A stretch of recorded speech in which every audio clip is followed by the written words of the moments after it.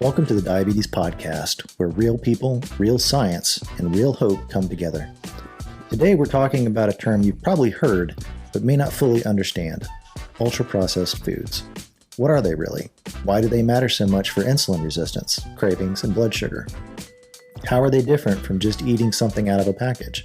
This episode is about clarity over confusion, and we're not here to shame anyone. Because if you've ever felt out of control around food, or the more you try to eat better, the worse it gets, you're not alone. And you're not broken. You're surrounded by food that was engineered to overpower your biology.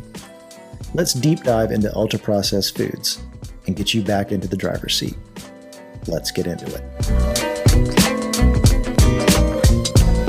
Hello, and welcome to the Diabetes Podcast. I'm Richie. And I'm Amber.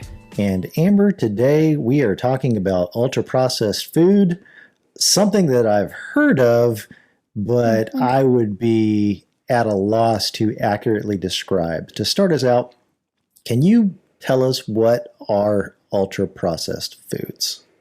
I can. And to begin to answer this question, I think it's helpful to first talk about something called the NOVA classification. Is that N-O-V-A? N-O-V-A. Okay. It's a system that came from observing real-world consequences of industrial food systems on public health. So it began in Brazil in the early 2000s, developed by a public health nutritionist and professor at the University of Sao Paulo, Brazil. His name was Dr. Carlos Monteiro. And he and his team noticed something strange in the national health data. They noticed that as incomes rose in Brazil and food security improved, so you have less people who are underfed, you had this increase in chronic disease rates, rising sharply. Things like obesity, diabetes, but people were eating less sugar, less fat, fewer calories. So the traditional explanations just didn't add up. So they asked a really good question. So if people are eating fewer calories and less sugar, why are they gaining weight and getting sicker? And the answer wasn't in the carbs or the fat. The answer was in the processing, the industrial transformation of food. So traditional diets of whole foods and home-cooked meals were being replaced by packaged snacks, instant noodles, sweetened yogurts, industrially reconstituted meat. And it led to a key insight. And that was that the level of processing, not just the nutrient profile, was driving disease. So they proposed this classification, which has been widely adopted in global public health circles like the World Health Organization. And this NOVA classification has become a cornerstone in studying the links between food systems, metabolic disease, dietary patterns. It was really created to expose how the global food system is replacing real food with industrial imitations and making people sick in the process.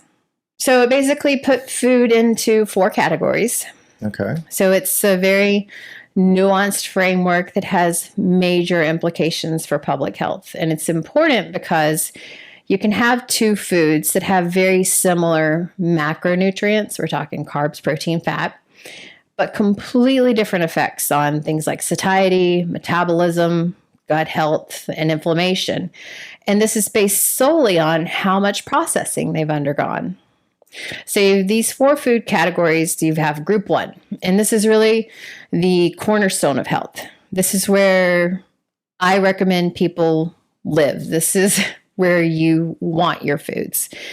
So group 1 are unprocessed or minimally processed foods, food in their natural form or altered only by very basic methods like drying, dehydrating, grinding, boiling, or freezing. So these would be your fresh fruits, fresh or frozen veggies, fresh or frozen fruits, eggs, dried beans, lentils, whole grains, frozen plain meat. So we're talking about like a T-bone steak. Like I go to a butcher and I get a cut of meat or something like that. Okay. Same thing with fish, milk, plain yogurt. Okay. And group 2 are your processed culinary ingredients. So these are substances extracted from group 1 foods that are used for cooking. So some examples would be olive oil, butter, sugar, salt, vinegar, things like that.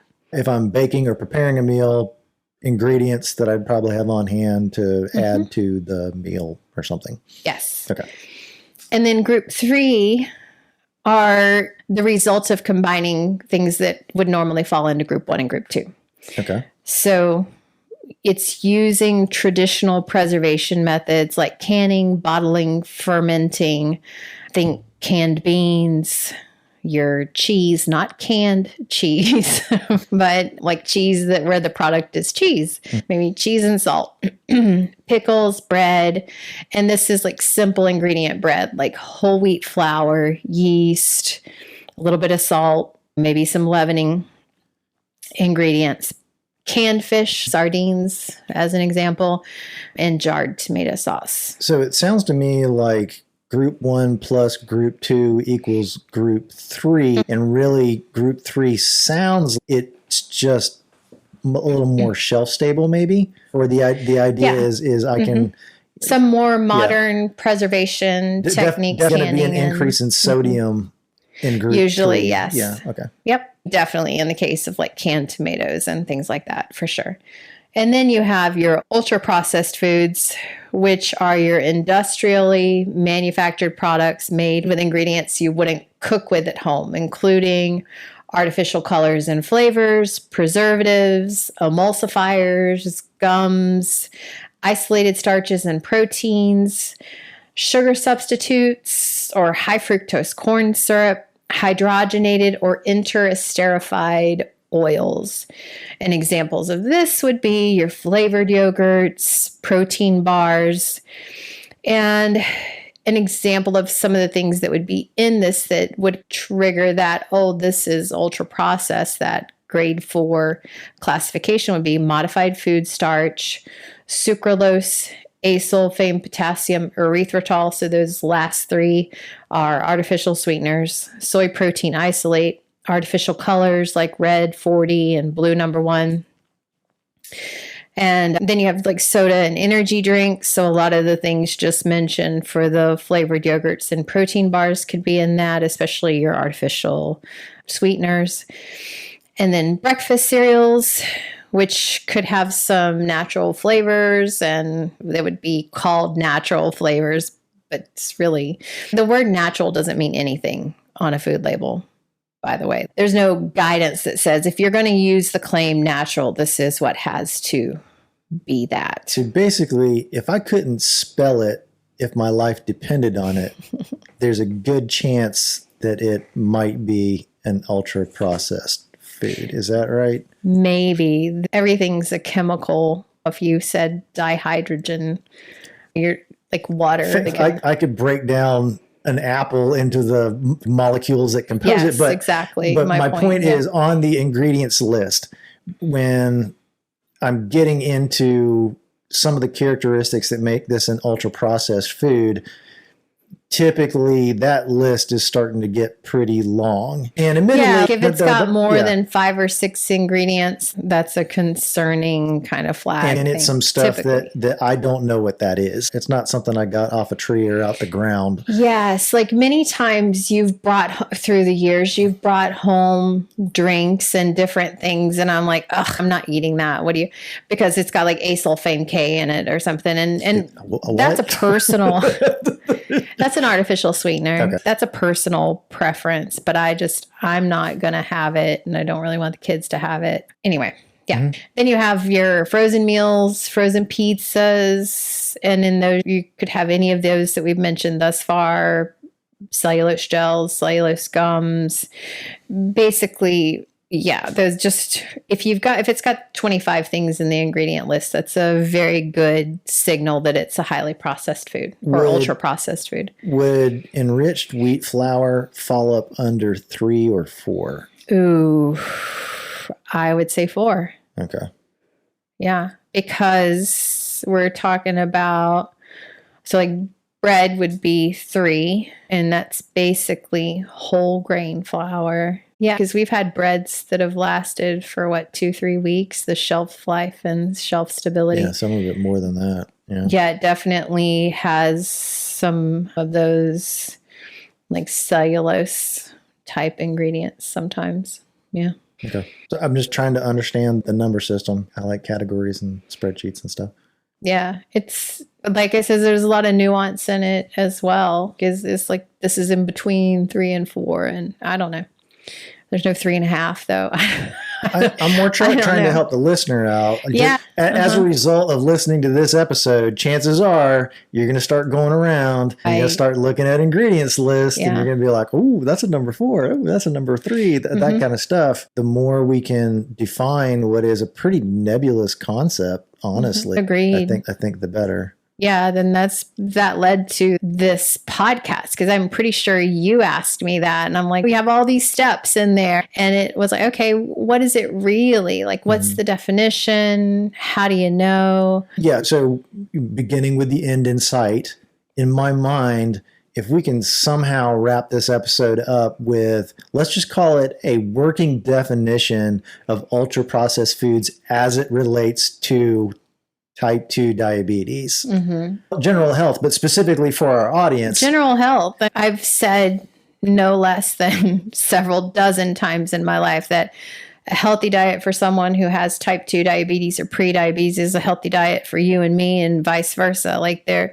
this whole idea that there's some special diet for one thing that doesn't concern the other. Like sometimes that's true if you have maple syrup urine disease, or if you have phenylketonuria, yes, but those are one-off rare genetic mutation thing. Celiac's prove you're allergic, but it is not the common public health consensus way of eating. So what is it about ultra-processed food that makes it concerning? Mostly the concerning thing is that ultra-processed foods can hijack your metabolism, for one, and increase metabolic risk. And anytime you're increasing the propensity to have more visceral fat, you're increasing inflammation, you're increasing risk for diabetes, metabolic disease. But you say hijacking like this is an intentional thing. Yes. The foods aren't like conscious. This isn't like a foreign body. No, but the people who created these artificial ingredients are conscious. Okay. Tell me more Somewhat. Tell me more about that. Yeah, we're going to talk a lot about that as we go through this. But in general, we're in a capitalist society, and shelf stability is important. And palatability of foods is important. And because of that palatability issue, food science has tried to sell X product over Y for decades. And what's going to make X product like go off like gangbusters? Is it chewy? Does it have that palatability? Think of the big fat yeast roll from Quincy's. That's the best example I can think of. It's chewy and sweet, and that's what we tend to really like the mouthfeel of. And for that reason, people tend to overeat ultra processed foods without even realizing it. And you can have blood sugar spikes in response to this that are more extreme and longer lasting, because you just have these very simple to access glucose, sucrose, fructose molecules. And I think once I've likened it to this idea of complex carbohydrates versus simple carbohydrates.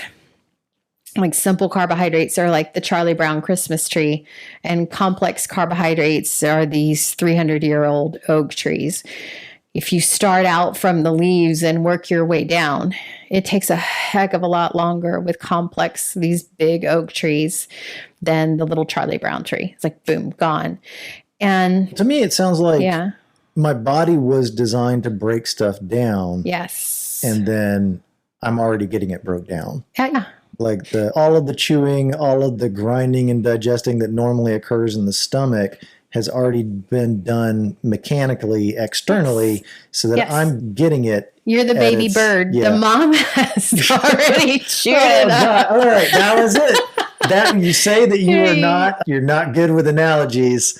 Listener, if that does not resonate, the big industrial machine choking down and swallowing and digesting the worm so that it can be regurgitated into your mouth, resulting in type 2 diabetes on a long enough timeline.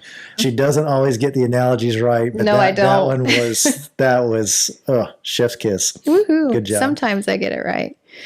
So there was a study done well over a decade ago, but they looked at, okay, if we control carbs, protein, fat, sugar, fiber, and sodium, and just let people eat ad libitum, which is as much as they wanted, what would the difference be? And they found that people on these highly ultra-processed diets consumed up to 500 calories a day more, like on average, 508 calories a day more. Time out. Yes. Say that one more time again, real slowly. So study gave them similar, so it was inpatient. They came, they had them eat certain things, served ultra processed or more whole foods based, controlled for calories, carbs, protein, fat, not calories, carbs, protein, fat, fiber, sodium, because you have to control for sodium because people can gain weight from just water fluid retention. And we're not given restrictions on you can only eat this much or what have you. So ad libitum, whatever you want. And the group that was eating that was randomized to the ultra processed foods portion ate on average 508 calories more a day. Okay. Listener, I am not a dietitian, but I am pretty good at math. I have already told you that 3,500 calories is a 500 pound. calories more a day is 1 pound per week of weight gain. Yes. If that does not illustrate how critical it is to and in fact, in 2 weeks, these people gain 2 pounds. Yeah, start doing a better job of identifying these things in your diet. This is largely what is kicking our butts. Yes. And to tack on to that, the British Medical Journal in 2023 found that for every 10% increase in ultra-processed foods in the diet, type 2 diabetes risk rose by 15%. And ultra-processed foods are linked to insulin resistance, weight gain, heart disease, depression, and early death across studies. As you had mentioned before, these ultra-processed foods are really engineered to make you want more. It's food science combined with neuroscience. Studies are linking sugar with the same dopamine hit as cocaine. Went to a nutrition conference where they had people from the Renfrew Center, which is an eating disordered clinic, and also from a more local addiction recovery clinic. And we're talking about studies that had elucidated this connection of dopamine and sugar and dopamine and cocaine. So they would tell their addicted patients, keep M&Ms in your pocket. If you feel like you need the drug, you take some M&Ms, your sugar drug. Yeah. I don't want to read too much into this. We are living in an age of unintended consequences. When you say that the food is engineered to make you want more, I don't believe that there's evil scientists somewhere trying Dexter's laboratory. trying to kill off the human species or anything like that. But the goal, anytime you say engineered, we're talking about intelligent people with a desired outcome, going through multiple iterations of a product or a prototype to refine and develop and get towards that end goal, whatever that is. Yes. When these foods are being engineered to be more palatable, the end goal is to get you to eat more of it. To get you to buy it off the shelf. Not because we're somebody, so again, not an evil thing, but the idea is, again, the more I sell of this product, the more profit that I make. So it's in my best interest as a manufacturer of food to engineer a food that you're going to want more of. To some degree, the cigarettes that are smoked today is not just the rolled cut tobacco of days gone by. They are engineered to make you want more to keep cigarettes. You addicted to buy more. I'm going to get on the soapbox and I'll get right back off. Okay. Just as long as you can get back off. we as a country, and I at least rhetorically hear some movement in this direction, but we as a country need to start demanding that the same level of effort that goes into making foods taste good is going into making sure that we have healthy, available options that are not making us sick at scale. Because whether that's private insurance or whether that's government insurance or something, we're all going to pay for that. So but I mean, when you have exactly to a sick population, 100% what you said, and also when the entire society is addicted, how do you do that? Right. And when the entire society has been marketed things completely counter to the truth, how do you do that? The society, we're very socially bonded to food. Just think Super Bowl. You're going to go with some dip and hot dogs and burgers. Every football game around our house, there is some definite nacho dip going on. This is ingrained through generations. And I'm not saying it can't be changed, but awareness is the start. And I think that in general, awareness is quite lacking. And we'll get into, I love this podcast because we're actually going to dive into why some of that, how it came to be, why it's true, and what you can do about it in some respects. Now, we are not going to solve this problem on this podcast, but what we will do is create a lot of awareness. And I believe that is a very strong first step for sure. Okay. And okay. I'm off the soapbox. Okay, good, because I'm going to get back on it a couple times. And I like this podcast because I've allowed myself to do it. I've said, let's just go there. Let's just talk about things that might be rabbit holes, but I think are very important to how we got where we are. Okay. Let's tackle a real big one then. Okay. So based off of what you just told us and my understanding, high fructose corn syrup versus sugar. The former is clearly a category 4. I think the latter, if I understand, it's probably a category 2, right? Because it's going to get added to category 1s to make a 3. Mm-hmm. But definitely less refined than... Sugar cane is less refined than high fructose corn syrup. Okay, so why is it, I'm assuming it is, why is high fructose corn syrup worse than sugar from sugarcane? So much so that the President of the United States felt the need to tackle big soda to some degree, and if not mandate, at least give a directive to get it back to sugar. Is that actually meaningful from a one versus the other standpoint? Yeah. So I think let's start with a history lesson. Because I think it's helpful to know where, like, we did have sugar in our sodas. When you and I were young, we had regular sugar Cokes. That's what we had. So farm subsidies began in the 1930s in the New Deal era under FDR. Okay. Corn became highly subsidized decades later in the 1970s during the Nixon administration, thanks in very large part to Earl Butz, who was the Secretary of Agriculture at the time. So he encouraged farmers to, quote, plant fence row to fence row to boost yields and help stabilize food prices. And this is specifically corn, is that right? Yes, specifically corn. And this led to massive corn surpluses. And what do we do with this corn? You told us to plant. The farmers are like, what do we do with all this? And I don't remember an ad campaign, something akin to corn, it's what's for dinner. I never got that one. We might have been I don't know about you, I was too young for that, probably that ad campaign, but I'm pretty sure it never happened. So here we go. High fructose corn syrup, already invented a decade prior. Okay. But now you've got a commercially viable method for it and import tariffs on cane and beet sugar that make them more expensive.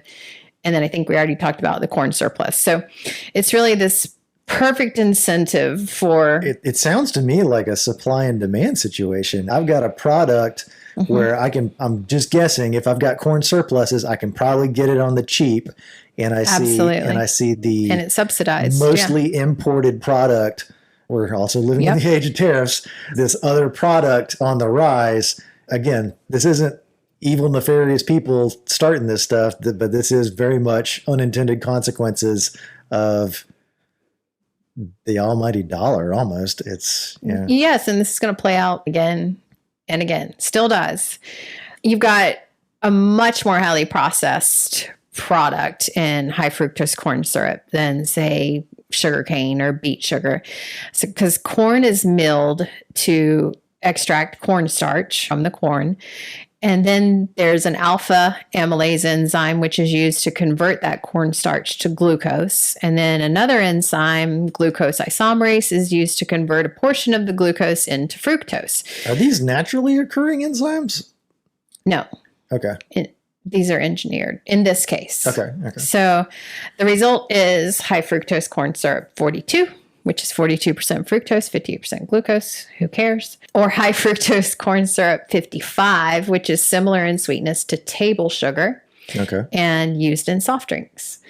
So in contrast, you have this sugar cane, which is crushed. To answer your question about which category does it fall into, the crushing is the level 2.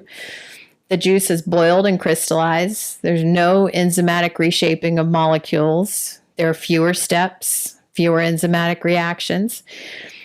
And the main thing is that high fructose, to your question about these enzymes, it's a product of biotechnology and industrial enzymology. Where with table sugar, you just have this mechanical and thermal extraction. Okay. So different in how those are done. So high fructose corn syrup is so cheap because of what you said with the tariffs. And those subsidies, of course, lower the cost of production dramatically. And then they have a longer shelf life. So high fructose corn syrup is more stable in acidic beverages like soda, and it doesn't have that crystallization that sugar can have. The liquid format is easier to ship, blend, and use an industrial scale. So we're doing like huge vats of liquid high fructose corn syrup mixed with water and all, like huge. It's just easier to ship, blend it, ship it off, pack it up. So what it sounds like is I can take type 4 foods and I can make them even more type 4 when I add this additional like type 4 this type food 5 to it. Yeah. So this is a super 4 basically. So here's some fun facts. You want them? Sure. Do tell. Okay. So it was the 80s when everything got switched from regular sugar to the high fructose. So if you I do remember. I remember. Yes, New Coke I remember. Being a thing. We remember this, and we were like, "New Coke, like this sucks." I remember. I'm like, "You're not pulling the wool over my eyes." But then you couldn't get the other anymore. Like it was like forced upon you. You're like, "What?" So Gen X, who remember this for nostalgia? If you really have to have a soda once a year or so or more, no judgment, do what you want to do, but you can get a Mexican Coke if you can get your hands on it, because that has regular sugar. But here's a fact that's going to blow your mind. Are you ready for it? Do tell. I don't think you're ready for it. Americans consume over 40 pounds of high fructose corn syrup per person per year. But hey, it's down from a high of nearly 60 pounds per person per year in the early 2000s. Wow. That's okay. As gross as that is still a 33% reduction in Silver consumption of high fructose corn syrup. But 40 pounds of corn syrup. Now, the only time I've ever been like exposed to just corn syrup is, I think it's called Karo. Yeah. Is that a thing? Mm-hmm. Maybe you can, I don't know if you can even still get in the grocery Karo store. syrup. I'm pretty sure you can. I haven't clear, noticed it in a while. I remember, and I may be telling myself, I have put it on pancakes. I'm not surprised. Karo syrup. It said syrup right on the label. Anyway, it wasn't recently. To be fair, I think it was marketed as, don't you use this instead of syrup. I think it was. Yeah. But the number of bottles of Karo syrup I would have to do to get a cumulative 40 pounds of fluid. Yeah. That's almost like a 40 pounds. Probably close to like a 5-gallon container or something like that. That's almost a third of my body weight. Yeah. In sugar per year. That's insane. More than that, again, math is what it is. That's almost a pound a week.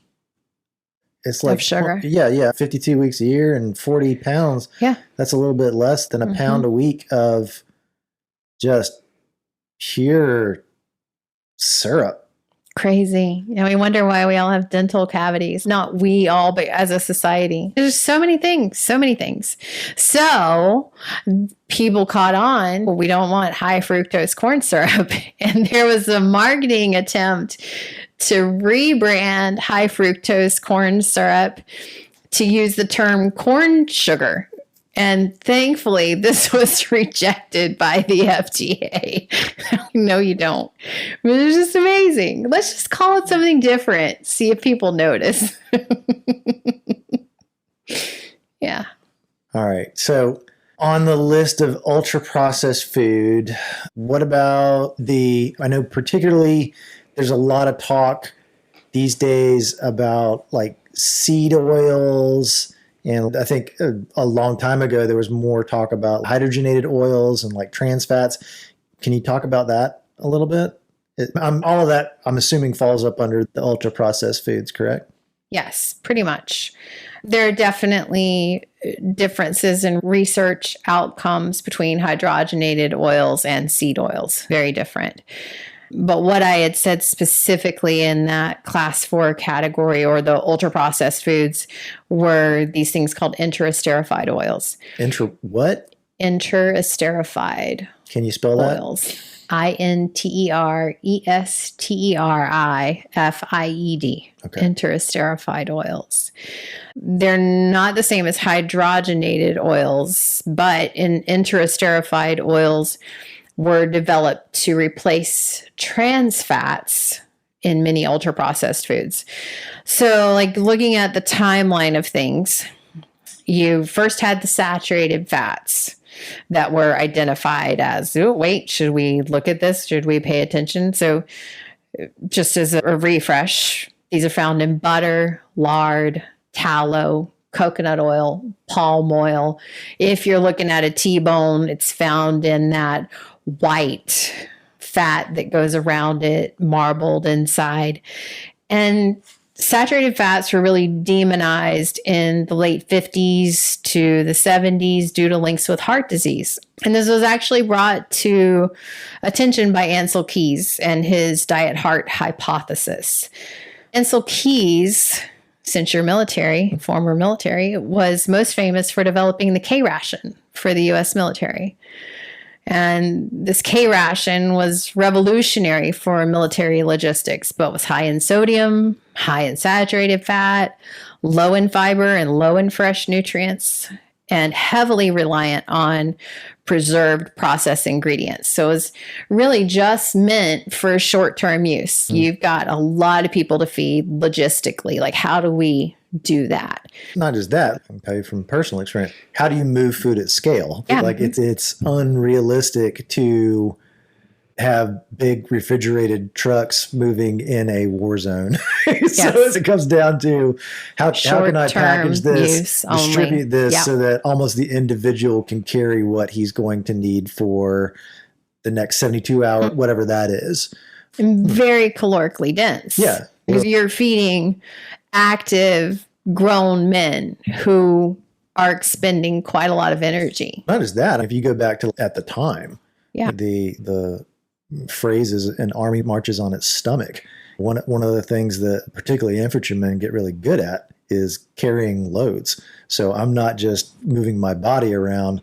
I'm essentially a modified beast of burden to carry, in addition to myself, my food and my weapon and my ammunition. And these days, the armor and whatever else you got to carry along in addition to that. The need for calories does not end. You can probably get over the nutrient need for a little bit, but you're going to need those calories every day or you're just not going to be able to perform.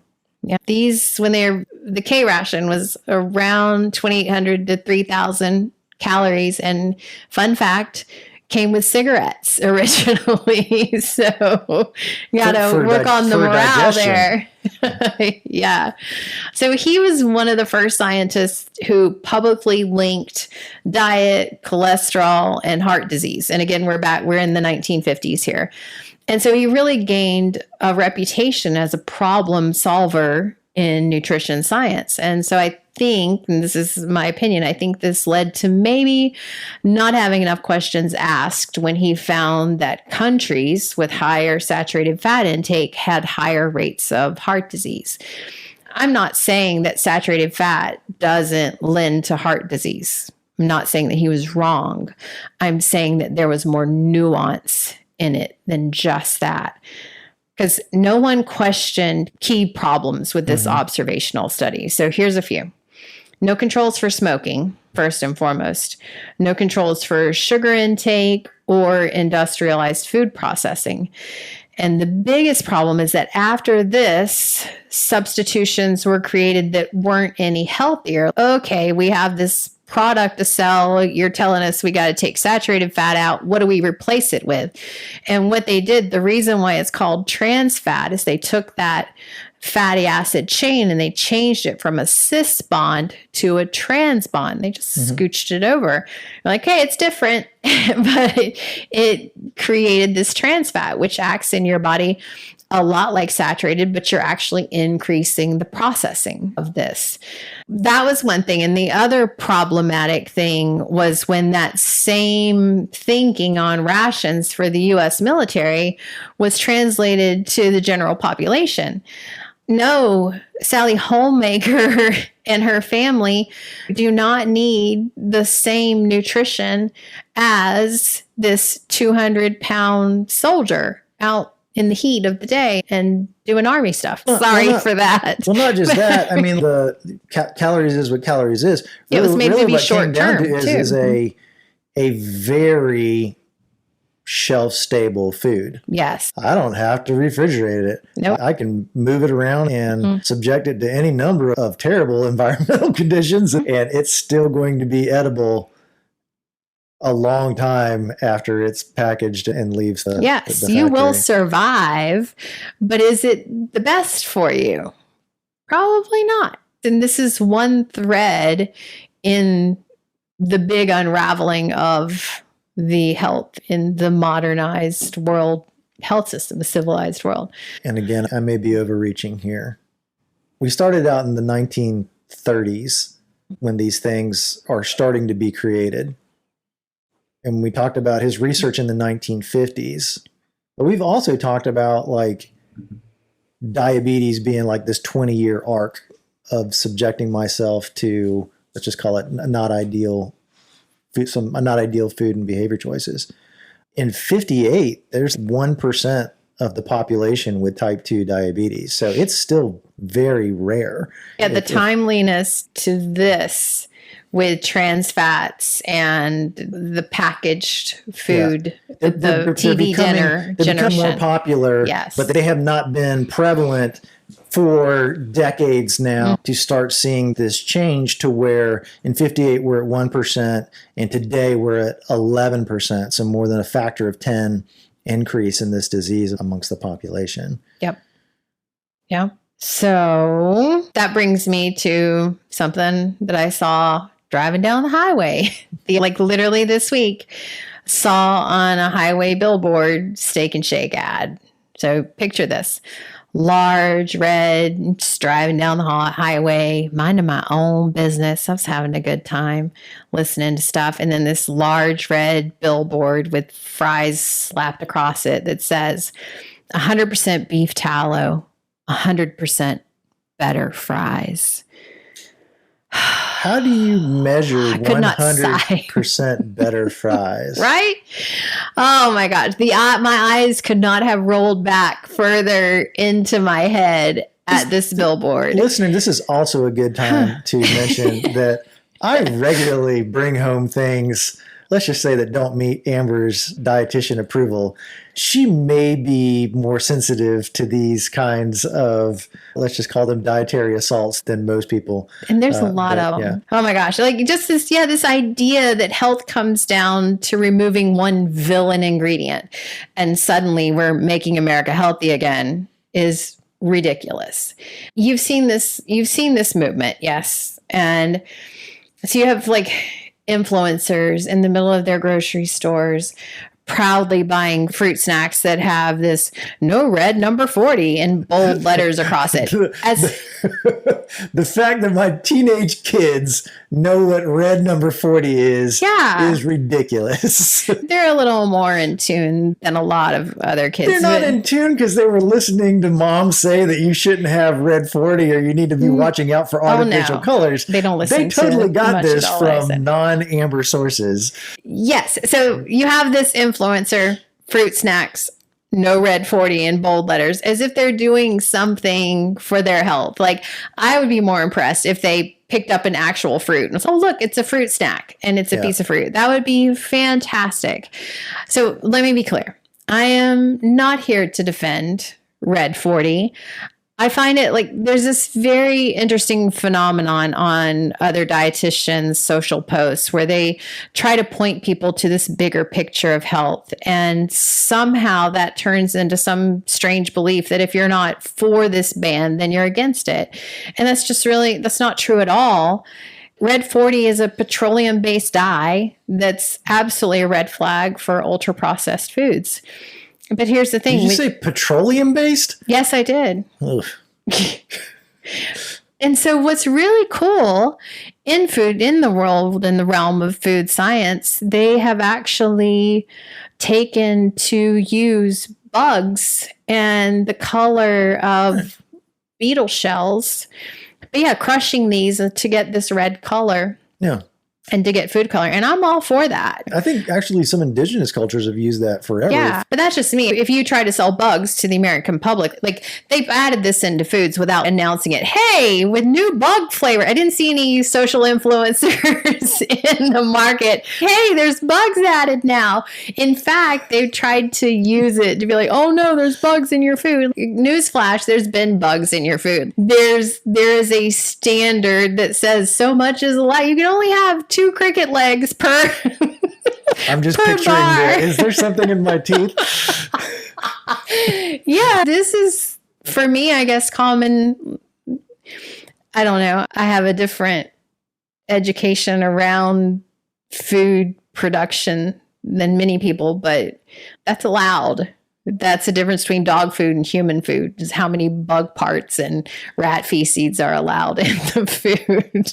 So anyway, in the choice between a plate full of bugs and a plate full of petroleum, I think I'd probably get the bugs down easier, but I'm not real happy about either of them, to be completely honest. That's fair. Back to this red dye, number 40. It's a signal thing that there's probably other ingredients in this food that aren't so healthy. So if you remove this from an otherwise highly processed, sugar-loaded snack, it doesn't magically make that snack healthy. It just makes it less fake looking.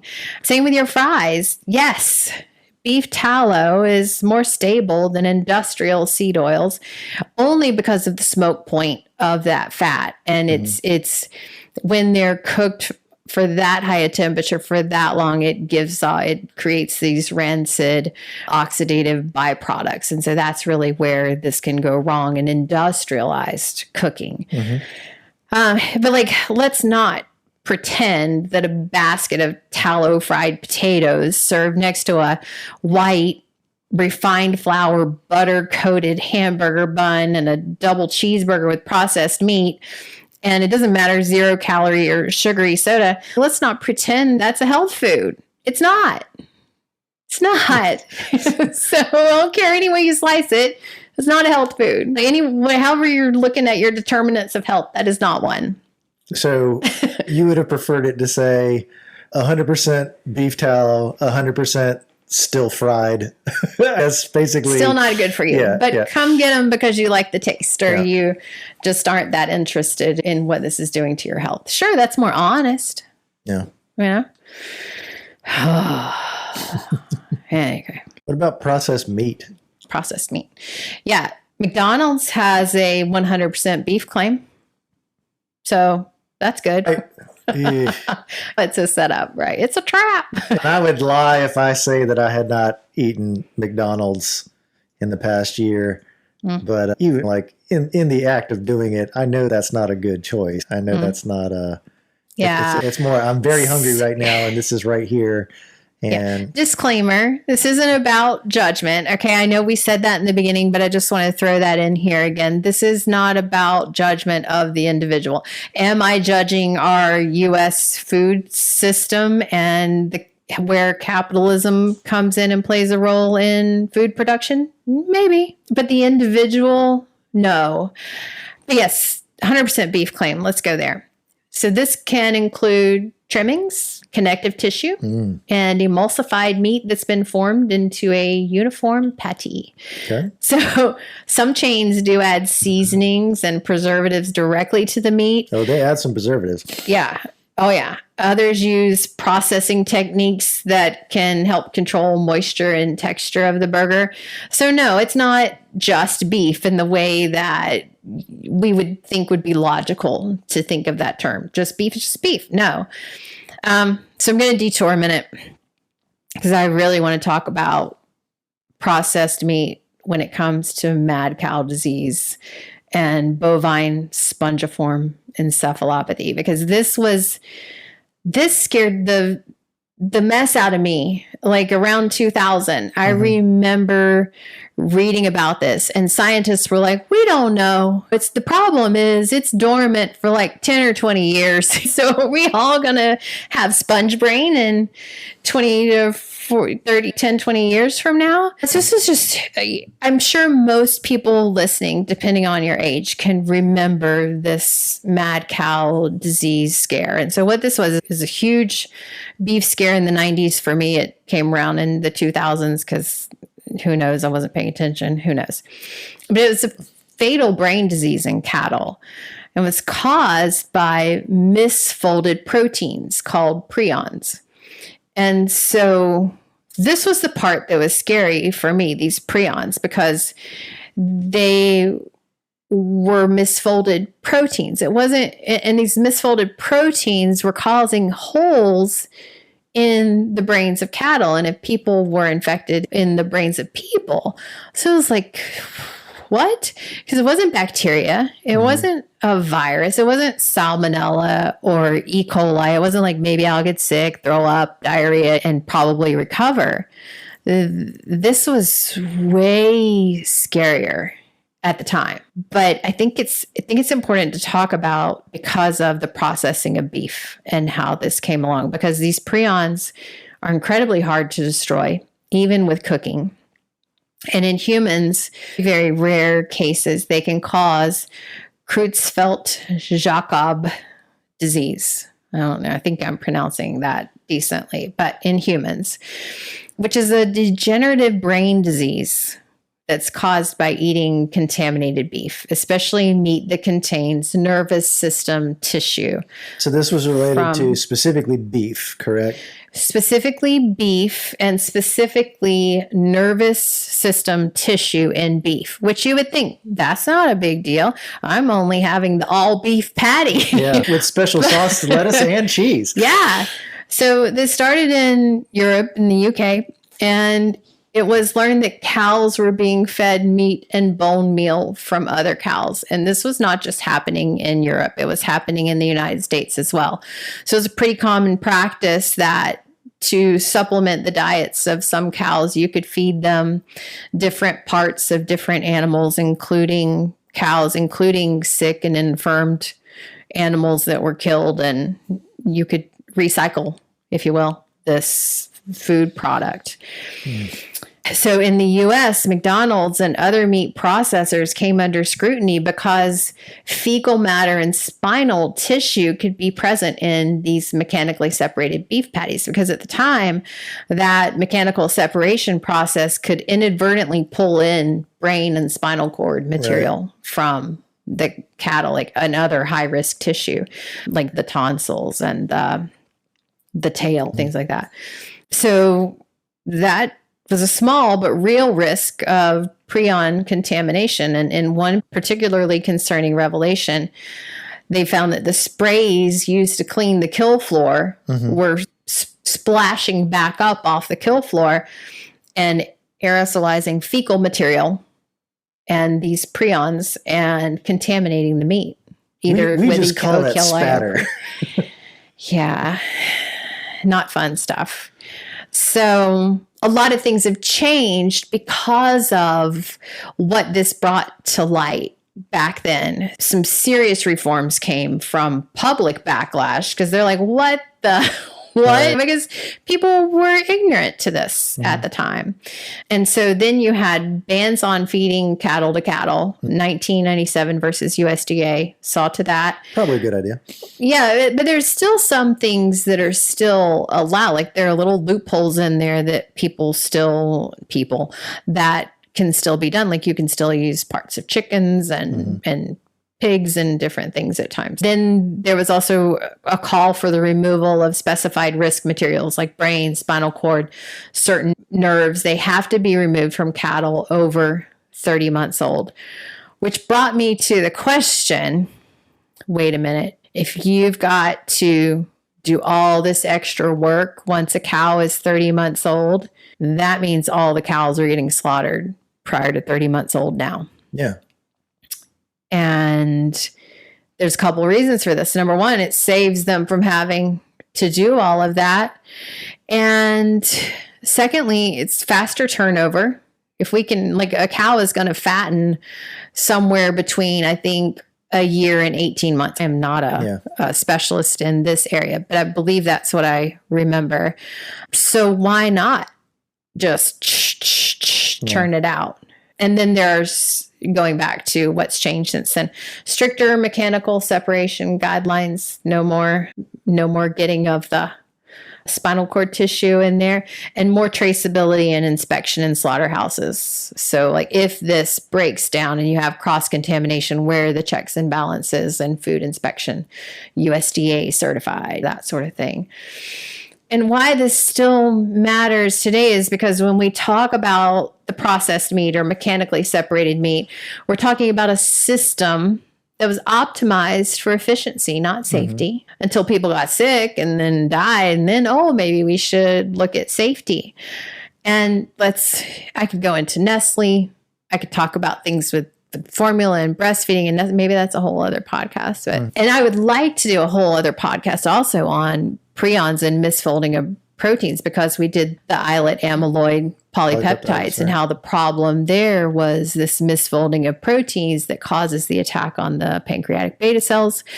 It also is a similar misfolding to what happens in the brain in Alzheimer's disease patients. Very interesting stuff. Yeah, even though some of the biggest risks have been cleaned up in terms of meat processing, we're still operating in this system, as you were speaking to earlier, Richie, where profit margins are dictating the quality of what ends up in your burger.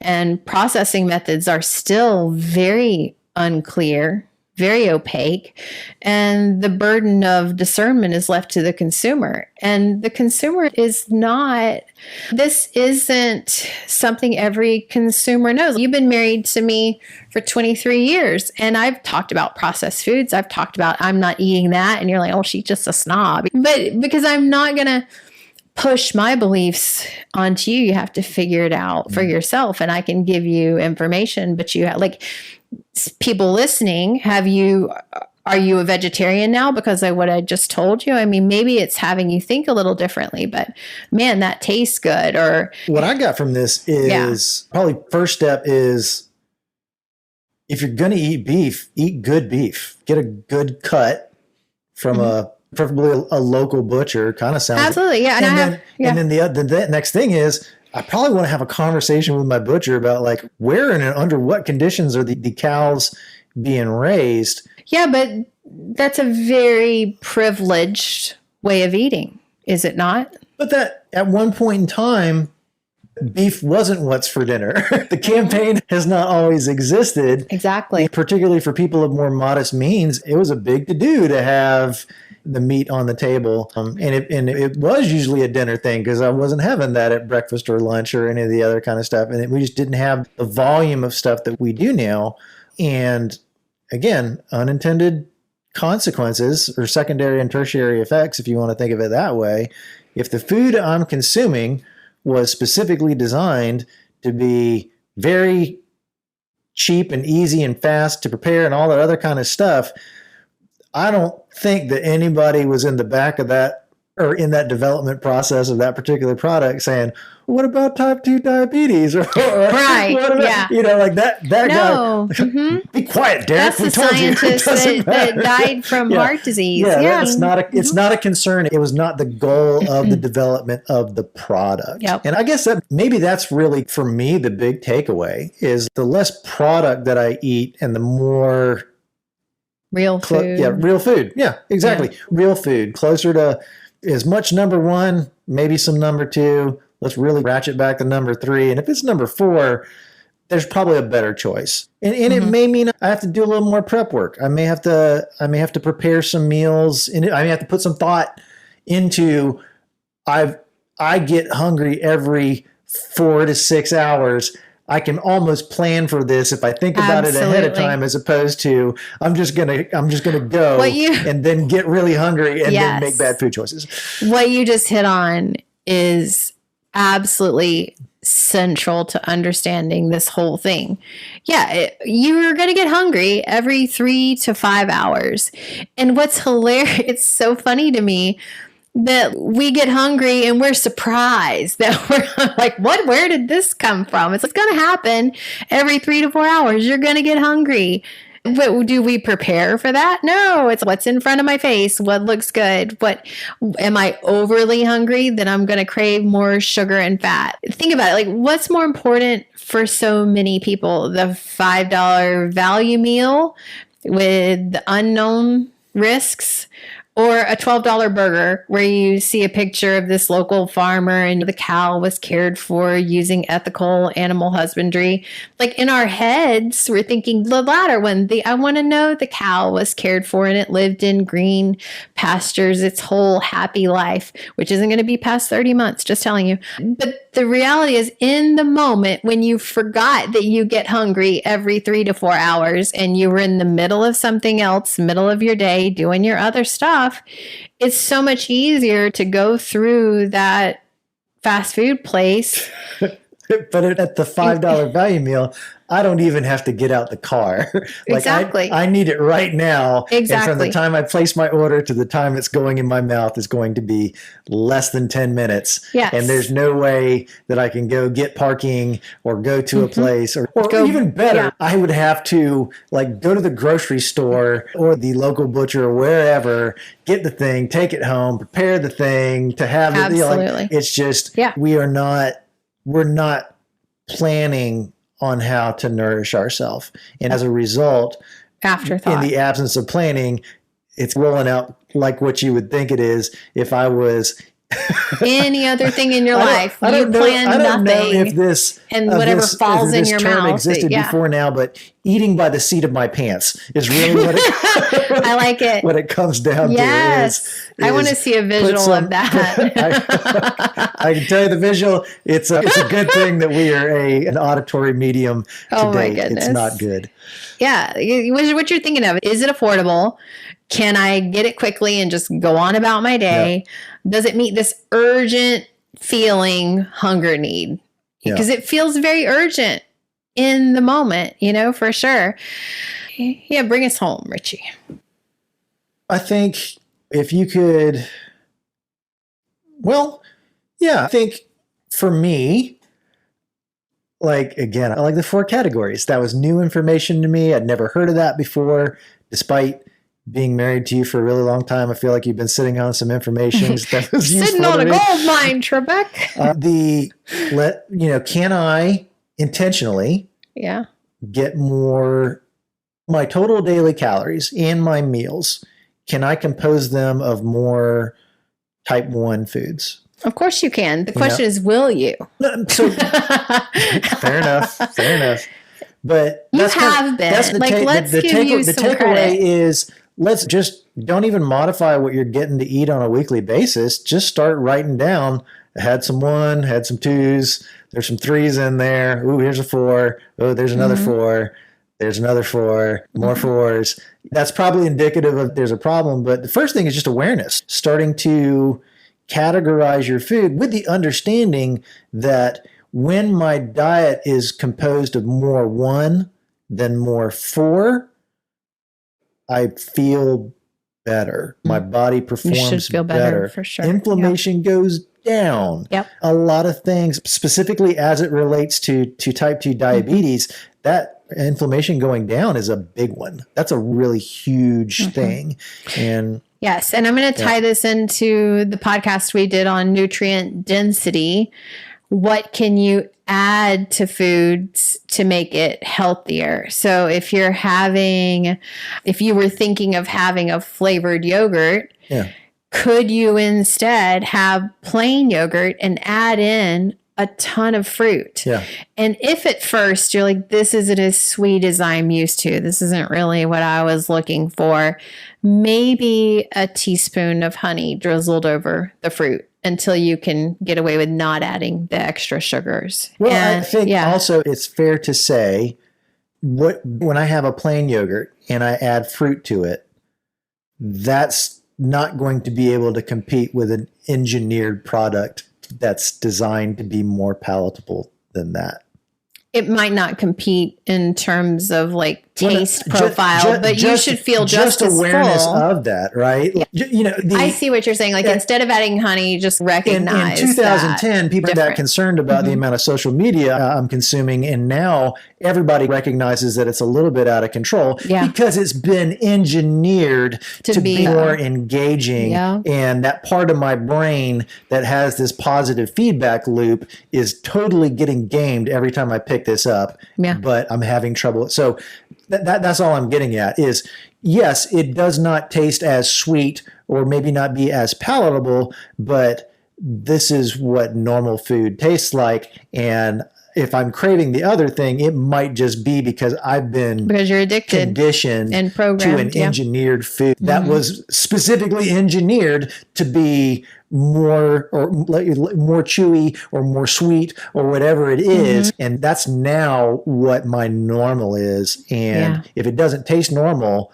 that's probably indicative of I don't want to be conditioned to what that normal is. That's the normal. If the normal, and I can't remember the exact metric you said, but of the foods that we are consuming regularly, if normal's type 4, okay, I would expect something to change if I'm going to make a transition to more type 1 and some type 2 thrown in there.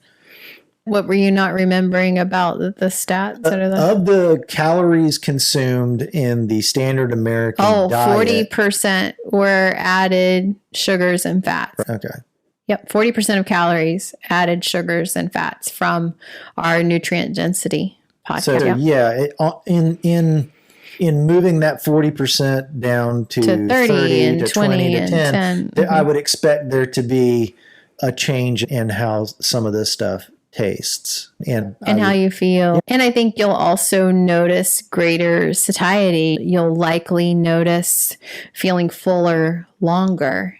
So getting over that first addictive hurdle, I think would be the biggest thing. So just think about what you can substitute in there, and definitely, to your point, eat from Nova Class 1 more often, right, and learn how to spot ultra processed foods. So oftentimes the ingredient list is going to be longer than 5 or 6 things.